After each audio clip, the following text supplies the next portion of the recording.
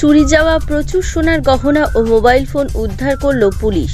একটি চুরির ঘটনার তদন্তে নেমে প্রচুর পরিমাণে সোনার গহনা ও মোবাইল ফোন উদ্ধার করল নরেন্দ্রপুর থানার পুলিশ। ঘটনায় গ্রেপ্তার স্বামী স্ত্রী। নরেন্দ্রপুর থানার পিসি টিমের যৌথ অভিযান চালিয়ে গড়িয়ার পাঁচপোতা এলাকা থেকে সোনার গহনা সহ অভিযুক্ত স্বামী দেবু মহাপাত্র ও তার স্ত্রী রঞ্জনা মহাপাত্রকে গ্রেপ্তার করা হয়। উদ্ধার হওয়া জিনিসের আনুমানিক মূল্য প্রায় কয়েক লক্ষ টাকা।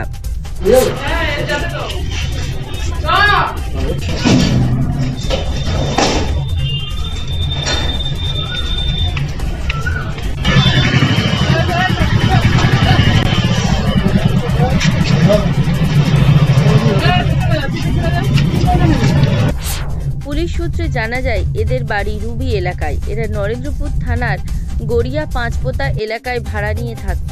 সেখানে ভাড়া থেকেই এই কাজ করত। তবে পুলিশের অনুমান এর সাথে বড়সড় চক্র কাজ করতে পারে। তবে তাদের দুজনকেই বারুইপুর আদালতে পেশ করা হয়।